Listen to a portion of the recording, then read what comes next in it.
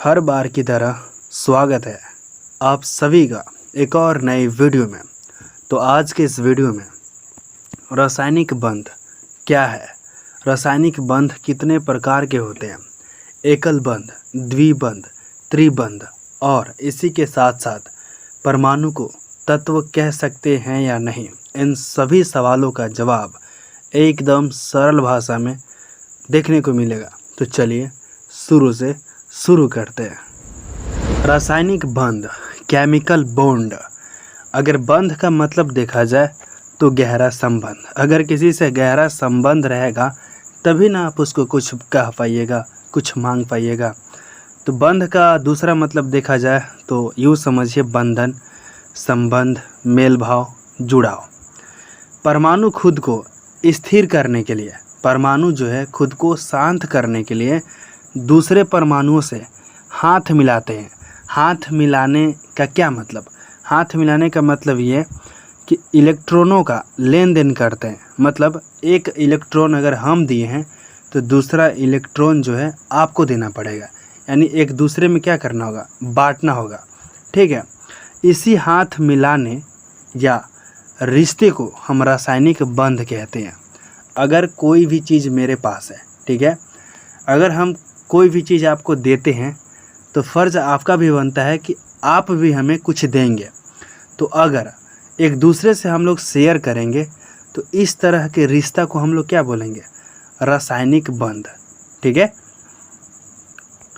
रासायनिक बंध को इस तरह भी परिभाषित कर सकते हैं कि परमाणु को एक साथ जोड़कर रखने वाली शक्ति, या यूँ कहिए तो खिंचाव को रासायनिक बंध कहते हैं। जैसे H2+O, ये दोनों क्या है, परमाणु है। इन दोनों को जोड़कर रखने वाली जो शक्ति होगी ना, उसी को हम क्या बोलेंगे, रासायनिक बंध। ध्यान दीजिए, यहाँ पर भी क्या है, एक परमाणु है, यहाँ पर भी क्या है, एक परमाणु है। इन दोनों को जोड़ करके रखने वाली जो शक्ति होगा, जो बल होगा, वही हमारा क्या कहलाएगा, रासायनिक बंध। यहाँ पर भी देख लीजिए, ये भी एक परमाणु है, यहाँ भी परमाणु है। इन दोनों को जोड़कर रखने वाला शक्ति क्या कहलाएगा, रासायनिक बंध। ठीक है, परमाणु का तो नाम आप जानते ही होंगे, जो कि हमने कुछ परमाणुओं का नाम यहाँ पे लिख रखा है। Hydrogen, helium, lithium, beryllium, boron, carbon, nitrogen, oxygen, fluorine. ठीक है, ये सब तो आपको आता ही होगा। अब समझते हैं रासायनिक बंध कितने प्रकार के होते हैं। तो पहला है आयनिक बंध, दूसरा सहसंयोजक बंध और तीसरा है उपसहसंयोजक बंध। ध्यान दीजिएगा, सहसंयोजक बंध को सहसंयोजी बंध भी बोलते हैं, उपसहसंयोजक बंध को उपसहसंयोजी बंध भी बोलते हैं। तो इतना याद रखिएगा। तो चलिए अब समझते हैं आयनिक बंध। आयनिक बंध, आयोनिक बॉन्ड, जब दो परमाणुओं के बीच इलेक्ट्रॉन का पूर्ण स्थानांतरण होता है तो इस तरह के बंध को आयनिक बंध कहते हैं। कहने का मतलब ये है, हम और आप एक एक क्या है, परमाणु है। ठीक है, हम आपको 1000 रुपये दिए, ठीक है, और आप उसको रख लिए, आप हमको लौटाए नहीं, तो इस तरह का जो रिश्ता कहलाएगा, इस तरह का जो बंध कहलाएगा, वो हमारा क्या कहलाएगा, आयनिक बंध। मतलब आप किसी को कोई चीज़ दे दिए हैं तो आप उससे अगर दोबारा नहीं मांगे, आप पूरी तरह से उसको दे दिए हैं, आप उससे दोबारा नहीं मांगे, तो इस तरह का जो बंध हमारा कहलाएगा, आयनिक बंध कहलाएगा। ठीक है, उदाहरण से समझाएंगे तो आसानी से आगे समझ आ जाएगा। पहले परिभाषा देखिए। ठीक है, आयनिक बंध को आप इस तरह भी परिभाषित कर सकते हैं कि आयनिक बंध हमेशा एक धातु और अधातु के बीच इलेक्ट्रॉनों के पूर्ण स्थानांतरण से बनता है। मतलब कि एक धातु है और एक अधातु है। धातु क्या किया, अधातु को पूरी तरह कोई सामान गिफ्ट किया और उससे वापस नहीं लिया। ठीक है, तो इस तरह के बंध को आसानी से हम क्या कह देंगे, आयनिक बंध। ध्यान से एग्जाम्पल से समझिए, नमक का बनना। तो नमक जो है, वो नमक जब बनता है तो सोडियम और क्लोरीन मिल करके सोडियम क्लोराइड बनता है। ठीक है, तो साधारण जो हमारा नमक है वो कैसे बनता है, ध्यान से देखिए। सोडियम का अगर परमाणु संख्या देखें तो कितना होता है, 11 होता है। अगर इसका इलेक्ट्रॉनिक विन्यास निकालें, जिसे हम मूल विन्यास भी कह सकते हैं, तो हम इसको ऐसे लिख सकते हैं 2, 8 और 1।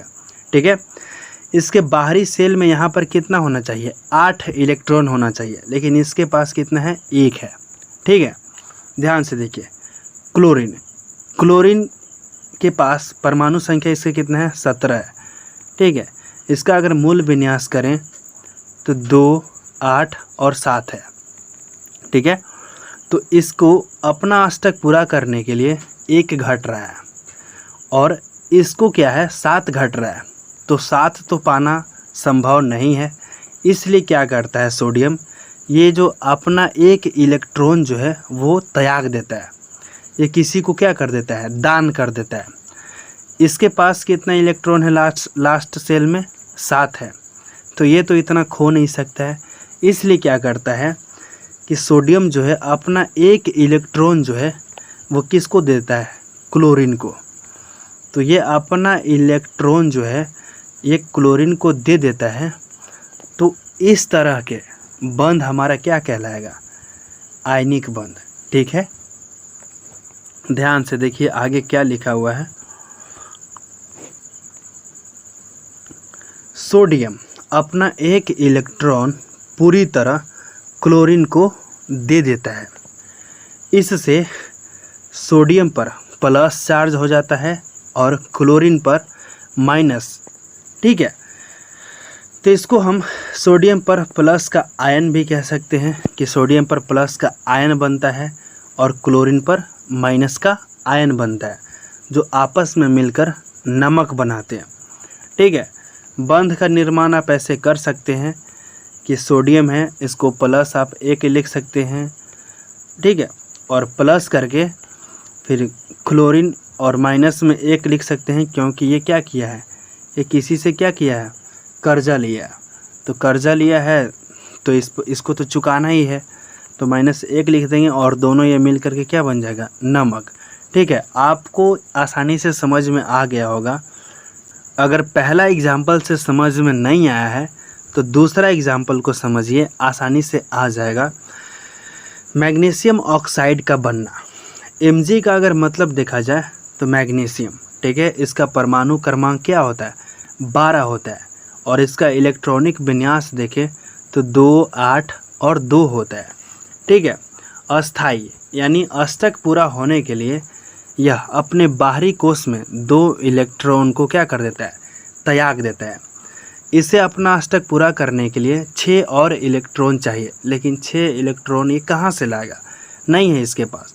तो क्या करेगा, ये 2 इलेक्ट्रॉन को क्या कर देगा, त्याग देगा, ये किसी को दे देगा। और वो किसको देगा, ध्यान से देखिए आगे।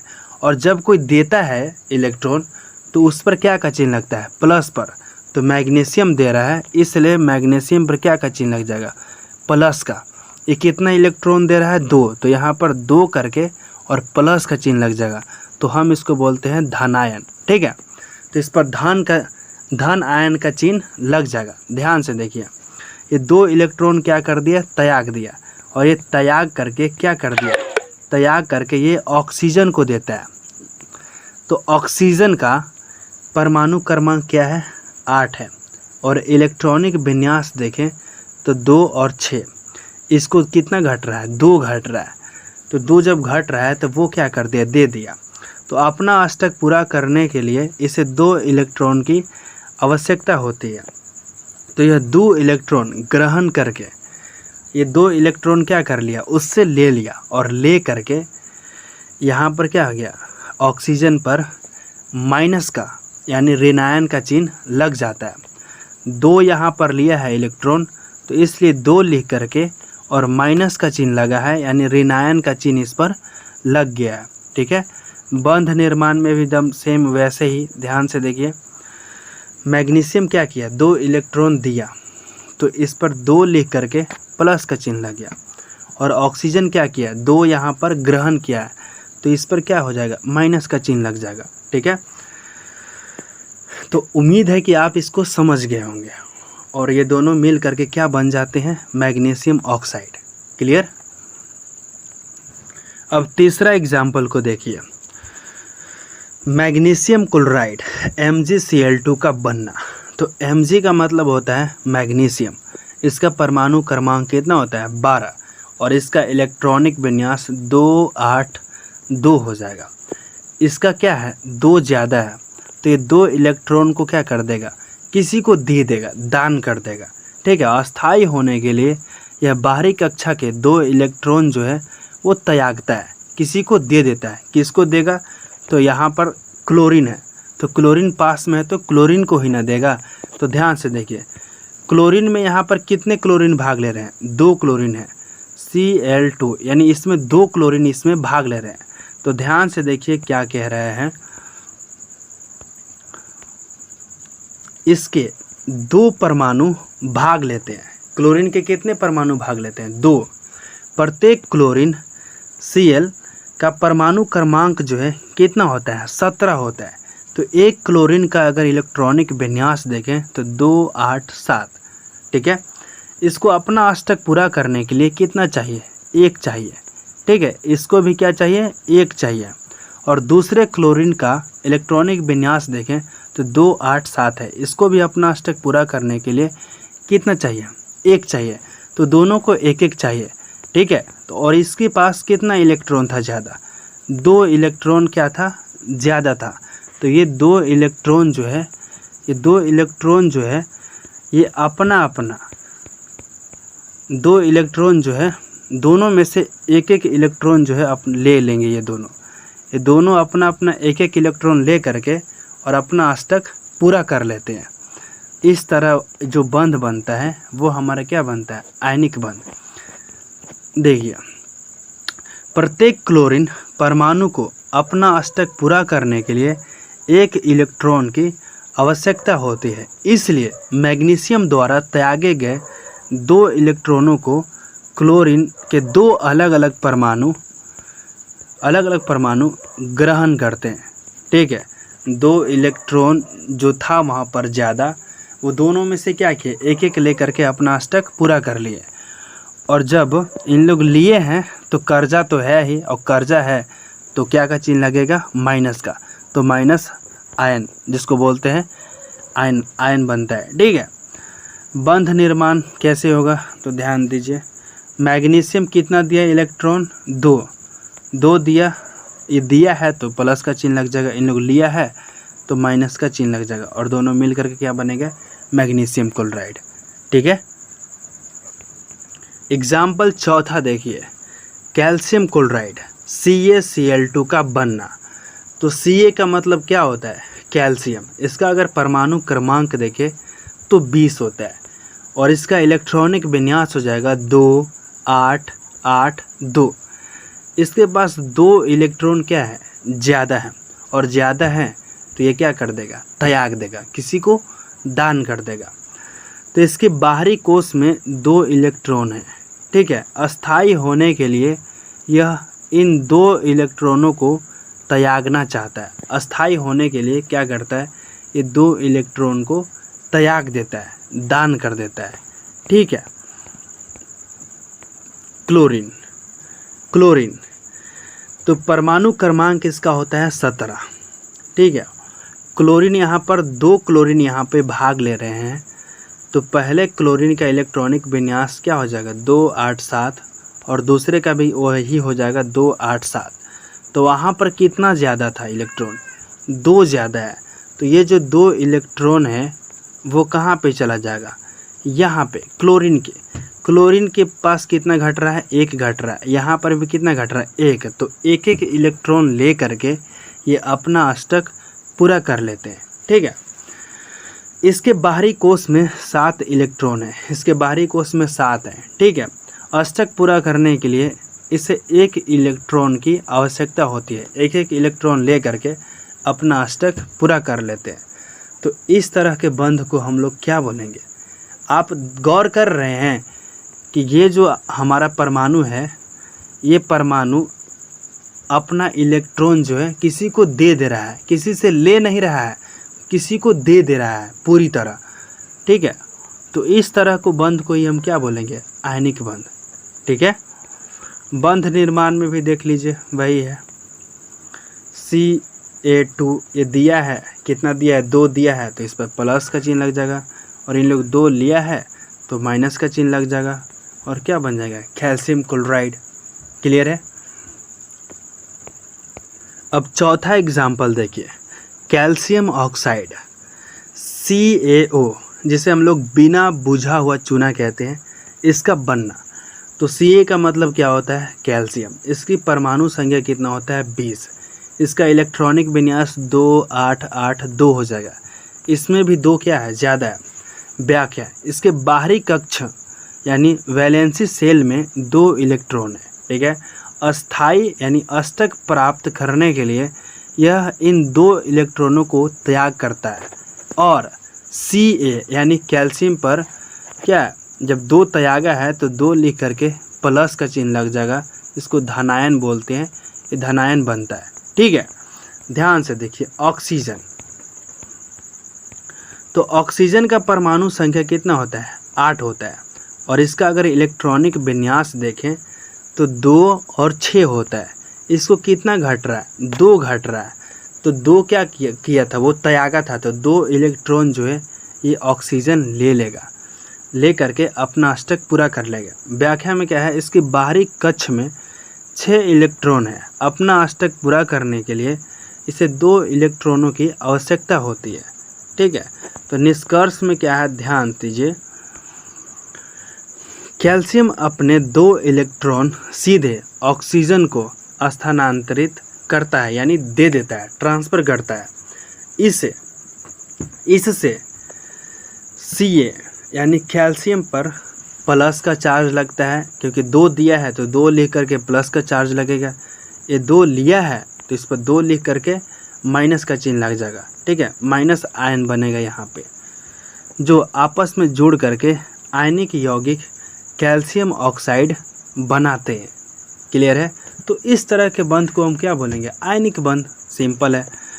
तो याद करने का ट्रिक भी है, ध्यान दीजिएगा। याद करने का क्या ट्रिक है, धातु जो होते हैं वो दान करता होते हैं, धातु देते हैं। अगर कोई चीज़ दे रहा है इसमें तो इसका मतलब है कि धातु है, धातु है इसलिए दे रहा है। अधातु क्या करता है, ग्रहण करता होते हैं, अधातु ग्रहण करते हैं, ठीक है। आयनिक बंध में इलेक्ट्रॉन का दान किया जाता है, यूँ समझिए तो त्याग किया जाता है, किसी को दे दिया जाता है, ये समझ करके कि उसके पास कुछ नहीं है, पूरी तरह से ये दे देता है, ठीक है।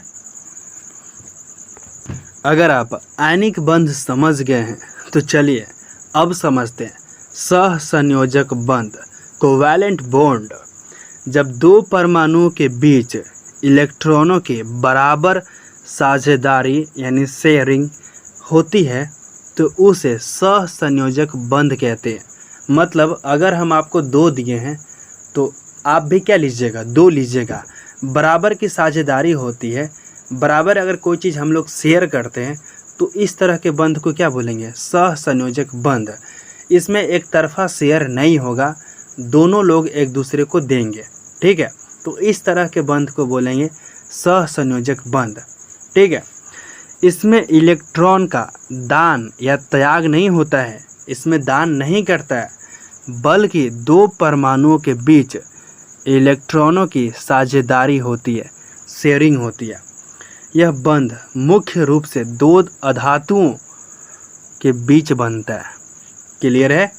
उदाहरण से आपको एकदम माइंड में ढुक जाएगा, बस देखते चलिए।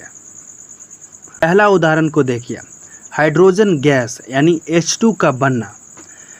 H से क्या होता है, हाइड्रोजन, इसका परमाणु क्रमांक कितना होता है, 1। अगर परमाणु क्रमांक 1 है तो इसका इलेक्ट्रॉनिक विन्यास भी क्या होगा, 1 ही होगा। और पहली कक्षा में आपको पता है कि 2 इलेक्ट्रॉन होना ज़रूरी है, तो इसको अपना अष्टक पूरा करने के लिए 1 और इलेक्ट्रॉन की आवश्यकता होगी। तो स्थिति में ध्यान दीजिए क्या लिखा हुआ है कि पहली कक्षा यानी के सेल को पूरा भरने के लिए 2 इलेक्ट्रॉनों की आवश्यकता होती है। तो ध्यान से देखिए बंध निर्माण में क्या होगा। जब दो हाइड्रोजन परमाणु पास आते हैं तो अपने एक एक इलेक्ट्रॉन बीच में रखकर एक जोड़े की साझेदारी कर लेते हैं, H2।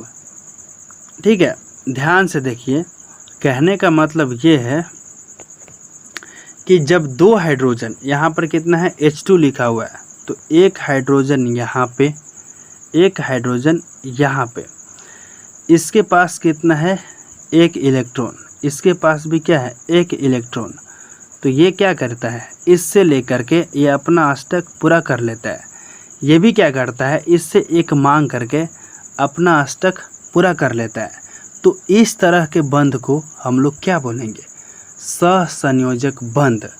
ठीक है, यहाँ पर लिखा हुआ है H2 इलेक्ट्रॉन बिंदु संरचना। H2 का मतलब क्या होता है, हाइड्रोजन है। हाइड्रोजन गैस का इलेक्ट्रॉन बिंदु संरचना क्या होता है, तो ये आपके सामने है, ये यही होता है। ठीक है, इन लोग क्या कर रहे हैं, ये हाइड्रोजन इससे एक ले रहा है, तो ये भी हाइड्रोजन इससे क्या ले रहा है, एक ले रहा है। तो बराबर की शेयरिंग हो रही है, ये भी दे रहा है इसको और ये इससे ले रहा है। तो इस तरह के बंध को हम लोग क्या बोलेंगे, सहसंयोजक बंध। ठीक है, उदाहरण 1 देखिए, हाइड्रोजन गैस का बनना। तो यहाँ पे क्या लिखा हुआ है H2। तो हाइड्रोजन का अगर इलेक्ट्रॉनिक विन्यास देखा जाए तो हाइड्रोजन का इलेक्ट्रॉनिक विन्यास हो जाएगा 1, यानी बाहरी सेल में इसके पास कितने इलेक्ट्रॉन हैं, 1 हैं। तो यहाँ पर H2 लिखा हुआ है, तो क्या हम इसको ऐसे लिख सकते हैं, एक H यहाँ पे और दूसरा यहाँ पे, इसके बाहरी सेल में कितने इलेक्ट्रॉन हैं, 1। तो यहाँ लिख सकते हैं जी। क्या हम इसको ऐसे बना सकते हैं जी, इस तरह भी हम बना सकते हैं। तो हो क्या रहा है, इस हाइड्रोजन, ये जो हाइड्रोजन है, इस हाइड्रोजन का जो इलेक्ट्रॉन है वो ये हाइड्रोजन ले रहा है, और इस हाइड्रोजन का जो इलेक्ट्रॉन है ये ले रहा है। एक दूसरे से क्या कर रहे हैं, ये साझेदारी कर रहे हैं। तो इस तरह के बंध को हम लोग क्या बोलेंगे, सहसंयोजी बंध। ठीक है, तो ध्यान दीजिए, इसको हम इस तरह भी लिख सकते हैं, ऐसे कर देंगे। ठीक है, दो ठो, एक इलेक्ट्रॉन यहाँ पे है, एक इलेक्ट्रॉन यहाँ पे, तो ये अपना अष्टक क्या कर लेगा, ऐसे पूरा कर लेगा, और ये भी अपना अष्टक पूरा कर लिया। एक दूसरे को इलेक्ट्रॉन दे करके ये अपना अष्टक क्या कर ले रहे हैं, पूरा कर ले रहे हैं। तो इस तरह के बंध को हम क्या बोलेंगे, सहसंयोजी बंध। ठीक है, दूसरा उदाहरण को देखिए, ऑक्सीजन गैस का बनना। ऑक्सीजन क्या है, हमारा तत्व है, और इसका परमाणु क्रमांक कितना हो जाएगा, 8 हो जाएगा। इसका इलेक्ट्रॉनिक विन्यास 2 और 6 हो जाएगा। तो इसको कितना चाहिए, 2 चाहिए। तो ध्यान से देखिए, स्थिति अपने बाहरी कोश में अस्थाई यानी अस्थाई अष्टक पूरा करने के लिए प्रत्येक ऑक्सीजन को 2 इलेक्ट्रॉनों की आवश्यकता होती है। यहाँ पे कितना चाहिए, 2 चाहिए। तो ऑक्सीजन के 2 परमाणु अपने बाहरी कोश के 2-2 इलेक्ट्रॉन की आपस में साझेदारी करते हैं, जिससे दोनों परमाणु के बीच एक द्विबंध बनता है। इस तरह से दोनों एक दूसरे से शेयर करके अपना अष्टक पूरा कर लेते हैं। तो इस तरह के बंध को हम लोग क्या बोलते हैं, सहसंयोजक बंध। आप ध्यान से देखिए, O2 का इलेक्ट्रॉन बिंदु संरचना अगर आप देखेंगे तो आसानी से समझ में आ जाएगा। तो चलिए इसको कॉपी पर करके बताते हैं। उदाहरण 2 को देखते हैं, O2 यानी ऑक्सीजन गैस का बनना। तो ध्यान से देखिए, ऑक्सीजन का अगर हम इलेक्ट्रॉनिक विन्यास निकालेंगे तो क्या हो जाएगा, 2 और 6।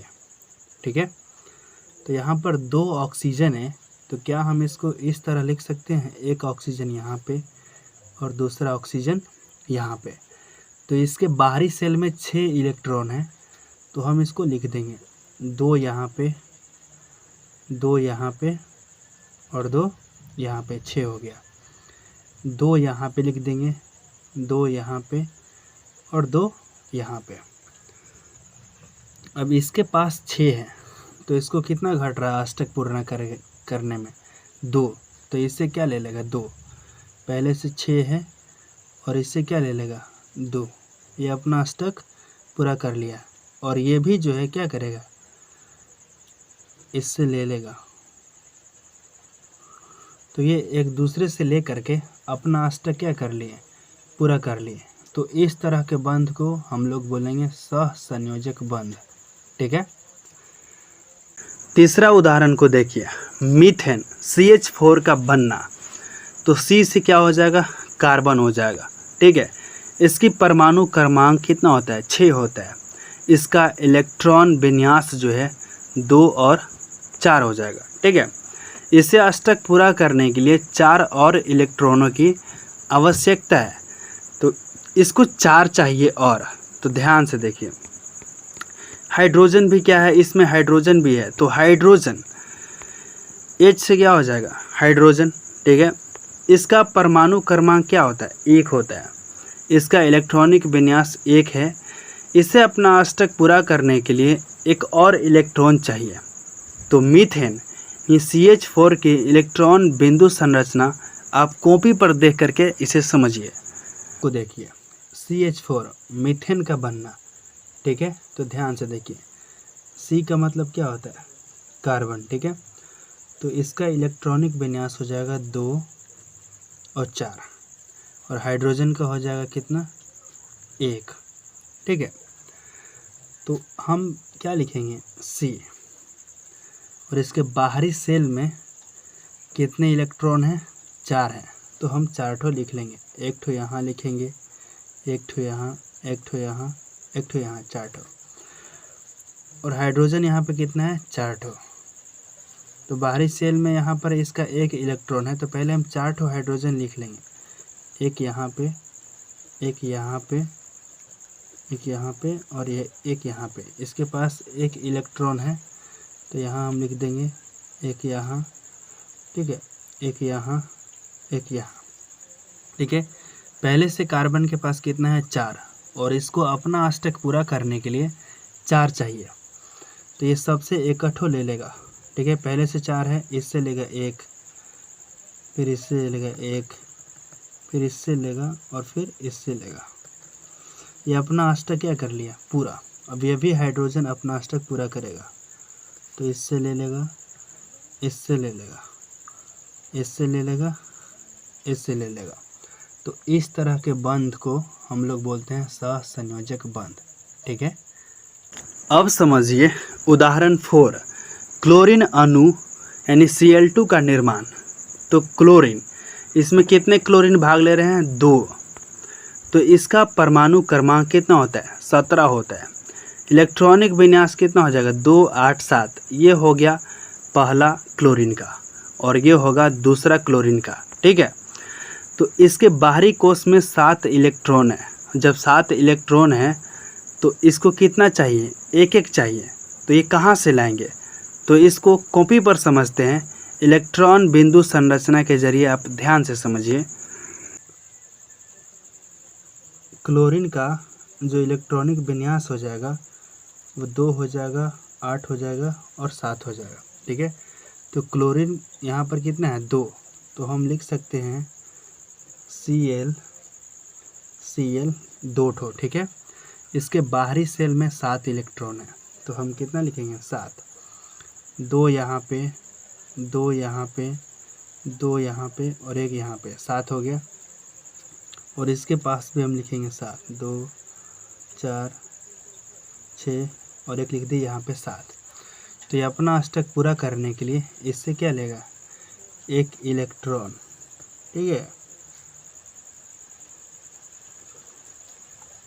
और ये भी अपना अष्टक पूरा करने के लिए इससे ले लेगा 1 इलेक्ट्रॉन। ठीक है। इस तरह के बंध को भी हम क्या बोलेंगे? सहसंयोजक बंध। ठीक है। उदाहरण 5वां देखिए, जल H2O के अणु का निर्माण कैसे होता है, कैसे बनता है, इसको समझिए। O से क्या हो जाएगा, ऑक्सीजन। क्लियर है? ध्यान से देखिए, इसका परमाणु क्रमांक कितना होता है, 8 होता है। इसका इलेक्ट्रॉनिक विन्यास 2 और 6 होता है। अष्टक पूरा करने के लिए इसे 2 इलेक्ट्रॉनों की क्या होती है, आवश्यकता होती है। ठीक है? और H से हो जाएगा हाइड्रोजन, इसकी परमाणु संख्या 1 हो जाएगा, इसका इलेक्ट्रॉनिक विन्यास 1 हो जाएगा। ठीक है? इसे बाहरी कोष पूरा करने के लिए 1 इलेक्ट्रॉन की आवश्यकता है। तो इलेक्ट्रॉन बिंदु संरचना देखिए, आपको आसानी से समझ में आ जाएगा। देखिए ऑक्सीजन, इसके पास कितने इलेक्ट्रॉन हैं, 1 है। तो 1 हम यहाँ पे और 1 यहाँ पे। इसके पास बाहरी सेल में कितना है, 6। तो 2 हम यहाँ पे लिख देंगे, 2 यहाँ पे और 1 यहाँ और 1 यहाँ। ठीक है? इसके पास 6 है और इसको पूरा करने के लिए ये दोनों इलेक्ट्रॉन क्या करने होंगे, लेने होंगे। तो ये दोनों क्या कर लेगा, ले लेगा। तो यहाँ से ऐसे ले करके ये अपना अष्टक पूरा कर लेगा।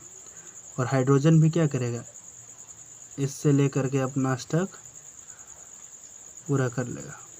ठीक है? ये भी हमारा क्या है, सहसंयोजक बंध। अब समझिए उदाहरण 6, कार्बन डाइऑक्साइड CO2 के अणु का निर्माण। C से हो जाएगा कार्बन, इसका परमाणु क्रमांक हो जाएगा 6, इलेक्ट्रॉनिक विन्यास हो जाएगा 2 और 4। अष्टक पूरा करने के लिए इसे 4 और इलेक्ट्रॉनों की आवश्यकता है। ठीक है? और O से हो जाएगा ऑक्सीजन, इसका परमाणु क्रमांक हो जाएगा 8, इसका इलेक्ट्रॉनिक विन्यास हो जाएगा 2 और 6। और अष्टक पूरा करने के लिए इसे 2 और इलेक्ट्रॉनों की आवश्यकता है। तो आप इसे इलेक्ट्रॉन बिंदु संरचना से कॉपी पर समझिए। उदाहरण 6 देखते हैं, कार्बन डाइऑक्साइड अणु का निर्माण। ध्यान से देखिए, कार्बन का इलेक्ट्रॉनिक विन्यास क्या हो जाएगा, 2 और 4। और ऑक्सीजन का क्या हो जाएगा, 2 और 6। ठीक है? तो यहाँ पर क्या है, C है, तो हम लिख देंगे C। ठीक है? और ऑक्सीजन कितना है यहाँ पे, 2। तो 1 हम यहाँ पे लिख देंगे और 1 यहाँ पे।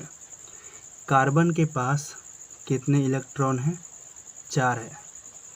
कितने हैं, 4। तो हम 4 लिख देंगे, 2 यहाँ पे और 2 यहाँ पे। ऑक्सीजन के पास कितना है, 6। तो हम लिख देंगे आसानी से, 2 यहाँ पे, 2 यहाँ पे और 2 यहाँ पे। 2 यहाँ पे, 2 और 2। ठीक है? इसको अपना अष्टक पूरा करने के लिए इससे लेना होगा। तो पहले से 6 है और 2 क्या कर देगा, ये इससे ले लेगा। ठीक है? ये भी अपना अष्टक पूरा करने के लिए ले लेगा। और इसके पास पहले से कितना है, 4 है। और इसको कितना चाहिए, 4। तो ये क्या करेगा, 2 इससे ले लेगा। ठीक है? और 2 इससे। तो ये अपना अष्टक पूरा कर लिया। तो इस तरह के बंध को भी हम क्या बोलेंगे, सहसंयोजक बंध। ठीक है? उदाहरण 7वां समझिए, नाइट्रोजन अणु यानी N2 का निर्माण। N से हो जाएगा नाइट्रोजन, इसका परमाणु क्रमांक हो जाएगा 7, इलेक्ट्रॉनिक विन्यास हो जाएगा 2 और 5। ठीक है? और इसको अपना अष्टक पूरा करने के लिए कितना चाहिए, 3। तो 3 कहाँ से लाएगा, ध्यान दीजिए, इसे 3 और इलेक्ट्रॉनों की आवश्यकता होती है। तो आप इसे इलेक्ट्रॉन बिंदु संरचना के जरिए कॉपी पर समझिए। N2 नाइट्रोजन अणु का निर्माण। ठीक है? तो नाइट्रोजन का इलेक्ट्रॉनिक विन्यास हो जाएगा 2 और 5। तो यहाँ पर N2 है, तो हम क्या कर सकते हैं, 2 ठो N लिख सकते हैं जी। इसके पास कितना है, 5। तो 2 यहाँ पे लिख सकते हैं और 3 यहाँ पे। ठीक है? 3 हम लोग यहाँ पे लिख सकते हैं और 2 यहाँ पे। तो ये अपना अष्टक पूरा करने के लिए इसको 3 चाहिए, तो 3 इससे लेगा। इसके पास कितना है, पहले से 5 और इससे ले लेगा 3। ठीक है। और ये भी अपना अष्टक पूरा करने के लिए इससे ले लेगा, ठीक है। इस तरह के बंध को हम लोग क्या बोलेंगे, सेम है, सहसंयोजक बंध। उम्मीद है कि आप इसको समझ गए होंगे। अगर आपको सहसंयोजक बंध समझ में आ गया है तो अब समझिए उप सहसंयोजक बंध, जैसे इंग्लिश में कोऑर्डिनेट बॉन्ड कहते हैं, ठीक है। इस बंध में साझेदारी का इलेक्ट्रॉन जोड़ा जो है एक ही परमाणु देता है। ध्यान दीजिएगा, एक ही परमाणु एक जोड़ा, दो जोड़ा, तीन जोड़ा, जितना भी जोड़ा देगा वो एक ही परमाणु देगा, एक ही परमाणु शेयर करेगा। ध्यान से देखिए। और हाँ,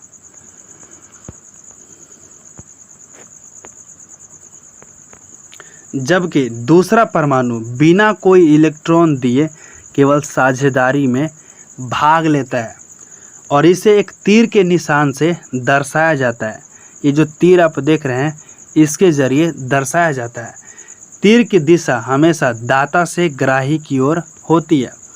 इधर वाले जो भी होगा वो क्या होगा, दाता होगा, यानी देने वाला होगा, और इधर वाला क्या होगा, ग्राही होगा, लेने वाला होगा सिर्फ, ठीक है। ध्यान से देखिए उदाहरण 1 को देखिए। अमोनिया आयन का बनना, N से हो जाएगा नाइट्रोजन, इसका इलेक्ट्रॉनिक विन्यास 2 और 5 हो जाएगा, और हाइड्रोजन का इलेक्ट्रॉनिक विन्यास 1 हो जाएगा। तो इसे कॉपी पर समझिए। तो इलेक्ट्रॉन बिंदु संरचना जो है कॉपी पर ध्यान से समझिए। उदाहरण अमोनिया आयन का बनना, ध्यान से समझिए। N से क्या होता है, N से होता है नाइट्रोजन। तो नाइट्रोजन का इलेक्ट्रॉनिक विन्यास क्या हो जाएगा, नाइट्रोजन का हो जाएगा इलेक्ट्रॉनिक विन्यास 2 और 5, और हाइड्रोजन का हो जाएगा इलेक्ट्रॉनिक विन्यास 1, ठीक है। तो इसको हम ऐसे लिख सकते हैं, इसके बाहरी सेल में कितने इलेक्ट्रॉन हैं, 5। तो हम इसको ऐसे लिख सकते हैं 1 2 3, और यहाँ पे 2 लिख सकते हैं। और हाइड्रोजन है, हाइड्रोजन कितना है, 4 ठो है। तो एक हाइड्रोजन हम यहाँ लिख देंगे, दूसरा हाइड्रोजन यहाँ, और तीसरा यहाँ, और चौथा हम लिख देंगे यहाँ पर। और हाइड्रोजन के पास एक क्या है, प्लस है, यानी इस हाइड्रोजन के पास कोई भी इलेक्ट्रॉन नहीं है, ये ऑलरेडी खो चुका है, ठीक है। तो हाइड्रोजन का इलेक्ट्रॉनिक विन्यास कितना होता है, यानी आखिरी सेल में कितना है इलेक्ट्रॉन, 1। तो यहाँ पर लिख देंगे 1, यहाँ पर 1, और यहाँ पे 1, यहाँ पर ये खो चुका है, ठीक है। तो नाइट्रोजन अपना अष्टक पूरा करेगा, तो यहाँ पर इसके पास पहले से कितना है, 5, और 3 इन लोग से ले लेगा। तो 1 2 और 3, पहले से कितना है, 5। ये अपना अष्टक क्या कर लिया, पूरा कर लिया। और हाइड्रोजन भी लेगा इससे, फिर लेगा इससे, और फिर लेगा इससे। इसके पास एक जोड़ा इलेक्ट्रॉन जो है बच गया, तो एक जोड़ा इलेक्ट्रॉन जो है वो इस हाइड्रोजन को दे देगा, ठीक है। ये कुछ भी नहीं दिया है, फिर भी ये क्या किया, इसको दे दिया। तो इस तरह के बंध को हम उप सहसंयोजक बंध कहते हैं, ठीक है। दूसरा उदाहरण हाइड्रोनियम आयन का बनना। हाइड्रोजन का इलेक्ट्रॉनिक विन्यास 1 हो जाएगा और ऑक्सीजन का 2 और 6 हो जाएगा। तो इलेक्ट्रॉनिक बिंदु संरचना कॉपी पर समझिए, आसानी से आ जाएगा। हाइड्रोजन आयन का बनना, तो हाइड्रोजन का इलेक्ट्रॉनिक विन्यास कितना होता है, हाइड्रोजन का इलेक्ट्रॉनिक विन्यास होता है 1, ठीक है। और ऑक्सीजन का होता है इलेक्ट्रॉनिक विन्यास 2 और 6। तो क्या हम इसको ऐसे लिख सकते हैं, ऑक्सीजन को हम लिख सकते हैं बीच में, ठीक है। इसके पास कितने इलेक्ट्रॉन हैं, 6। तो 2 हम यहाँ पर लिख देंगे, 2 हम यहाँ पर लिख देंगे, 1 यहाँ पे लिख देंगे, और 1 यहाँ पे। तो इसके बाहरी सेल में कितने इलेक्ट्रॉन हैं, 6। तो हम यहाँ पर 6 लिख दिए। हाइड्रोजन कितना है, 3 ठो है। तो 1 हाइड्रोजन हम यहाँ पे लिख देंगे, 1 हाइड्रोजन यहाँ पे लिख देंगे, और एक हाइड्रोजन यहाँ पे लिख देंगे। और इस हाइड्रोजन के पास कोई भी इलेक्ट्रॉन नहीं है, ठीक है, इस दोनों के पास है, तो इसके पास आखिरी सेल में कितने इलेक्ट्रॉन है? एक है। इसे पूरा करने के लिए एक और चाहिए, तो यहाँ पर एक इलेक्ट्रॉन है इसके पास एक है, तो इसे पूरा करने के लिए अपना अष्टक एक और चाहिए, तो ये इससे ले लेगा, इससे भी ये क्या करेगा? ले लेगा, ठीक है। और पहले से ऑक्सीजन के पास कितने इलेक्ट्रॉन थे? 6, 1 2 3 4 5 6, तो एक एक इलेक्ट्रॉन जो है इस सब से ले लेगा।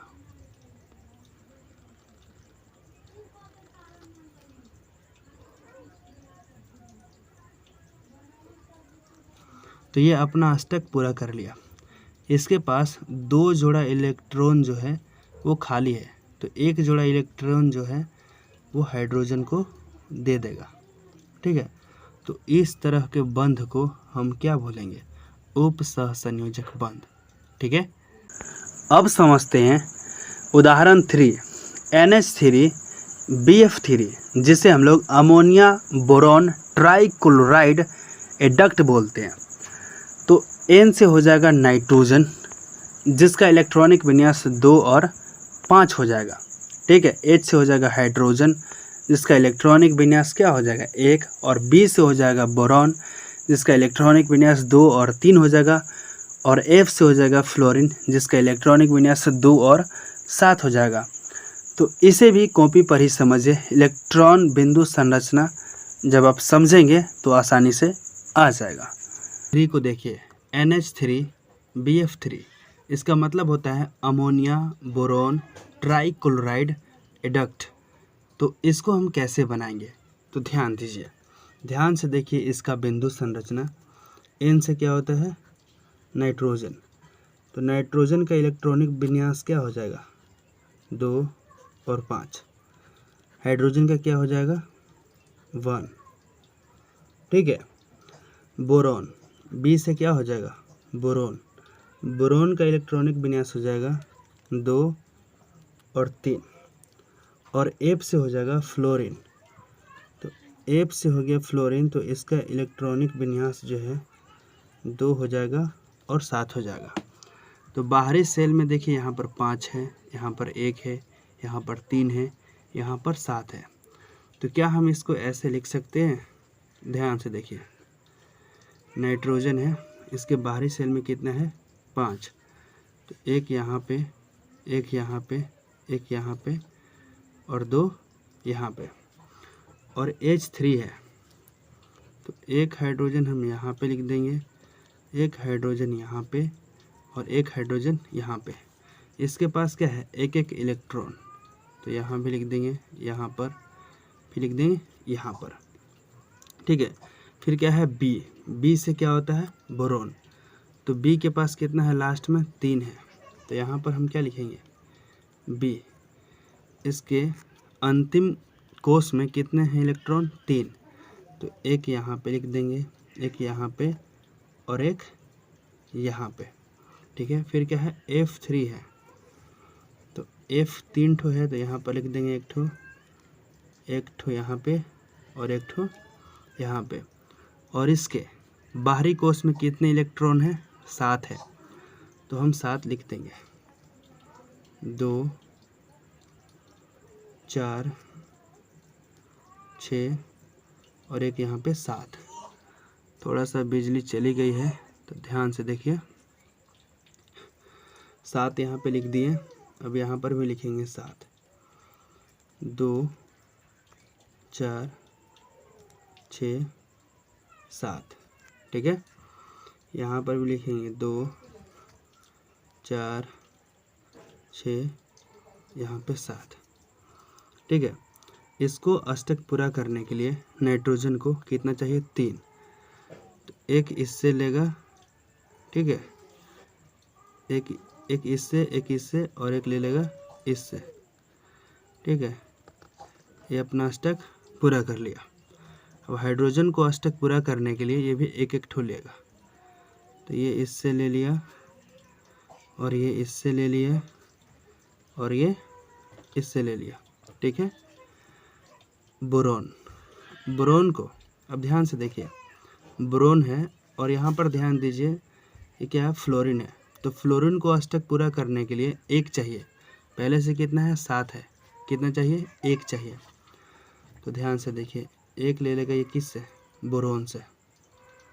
पहले से इसके पास 7 था और इससे ले लिया 1, फिर इससे ले लेगा ये 1, ठीक है, फिर इससे ले लेगा ये 1। अब इसको अष्टक पूरा करने के लिए इसके पास देखिए 3 है पहले से, और कितना चाहिए, 5 चाहिए, ठीक है। तो इसके पास 1 है, 2 है, 3 है, और 2 जो है इससे ले लेगा। ध्यान से देखिए, 1 2 3 4 5 6 7 8। तो इसके पास 3 है, 3 क्या लेगा, इससे, और फिर 2 इससे। तो ध्यान से देखिए, 2 2 4 2 6 और 2 8। तो ये अपना क्या कर लिया, अष्टक पूरा कर लिया। तो इस तरह के बंध को हम उपसहसंयोजक बंध बोलते हैं, ठीक है। क्योंकि यहाँ पर ध्यान दीजिए, ये 2 इलेक्ट्रॉन इसको दिया है, ये नहीं दिया है। तो इसमें एक तरफा साझा हो रहा है, एक दे रहा है तो दूसरा केवल ले रहा है, ठीक है। अब समझते हैं एकल बंध, जिसे इंग्लिश में सिंगल बॉन्ड बोलते हैं। परिभाषा, जब 2 परमाणुओं के बीच एक जोड़े यानी 2 इलेक्ट्रॉन की साझेदारी होती है तो उसे एकल बंध कहते हैं। यानी 2 इलेक्ट्रॉन सिर्फ जब शेयर होते हैं तो इस तरह के बंध को क्या बोलते हैं, एकल बंध। उदाहरण समझिए, Cl2 chlorine gas, H2 hydrogen gas, H2O, ये जो है ये सबके बीच क्या बनेगा, एकल बंध, ठीक है। कॉपी पर समझिए, क्लोरीन है, ठीक है। तो क्लोरीन का इलेक्ट्रॉनिक विन्यास क्या होता है, क्लोरीन का इलेक्ट्रॉनिक विन्यास होता है 2 8 7, ठीक है। तो यहाँ पे क्लोरीन कितने हैं, 2 ठो। तो Cl अंतिम सेल में कितने हैं, 7। 2 यहाँ पे, 2 यहाँ पे, 2 यहाँ पे और 1 यहाँ पे, ठीक है। इसमें भी सेम वैसे ही लिखेंगे, और 1 यहाँ पे। एकल बंध में क्या होगा, एक जोड़ा इलेक्ट्रॉन की साझा होती है। तो ये क्या करेगा, इससे 1 इलेक्ट्रॉन ले लेगा अपना अष्टक पूरा करने के लिए, सेम वही है, ठीक है। और ये भी क्या करेगा, 1 इलेक्ट्रॉन ले लेगा। तो ये दोनों अपना अष्टक पूरा कर लिए।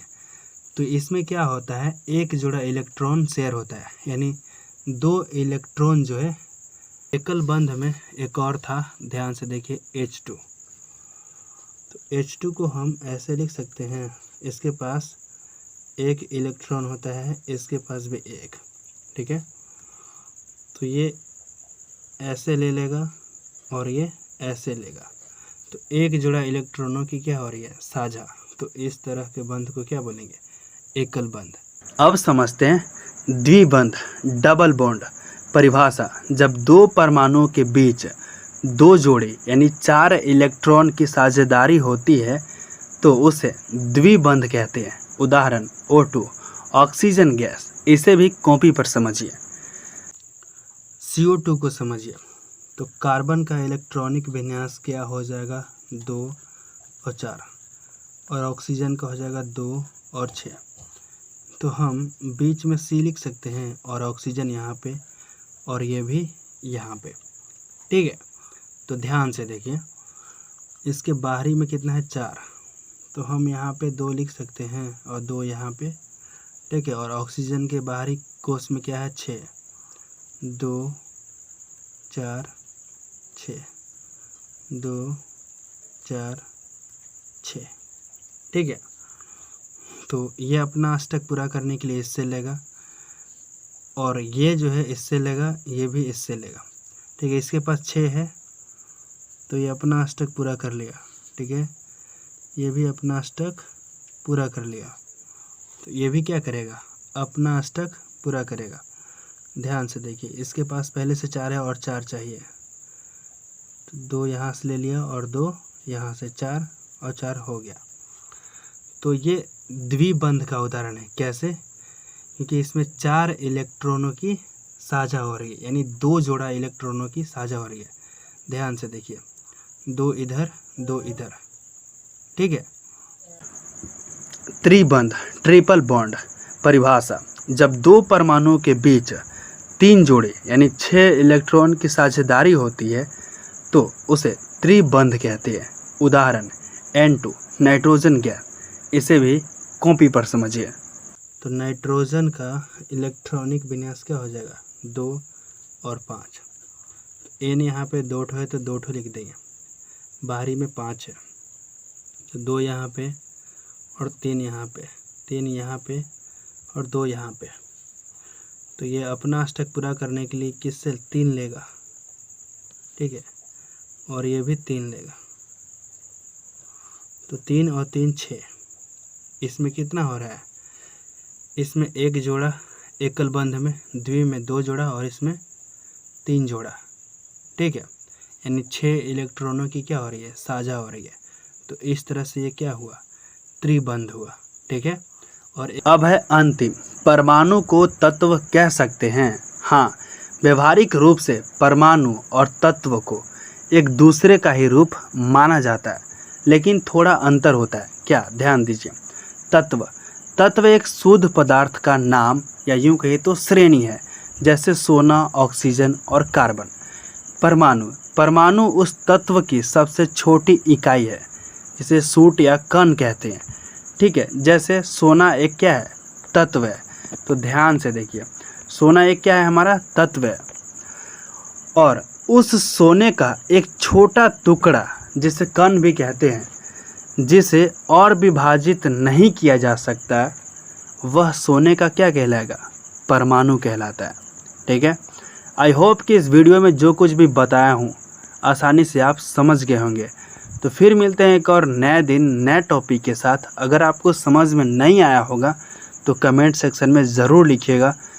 इतना बेस्ट समझाएंगे कि दोबारा भूलेंगे नहीं।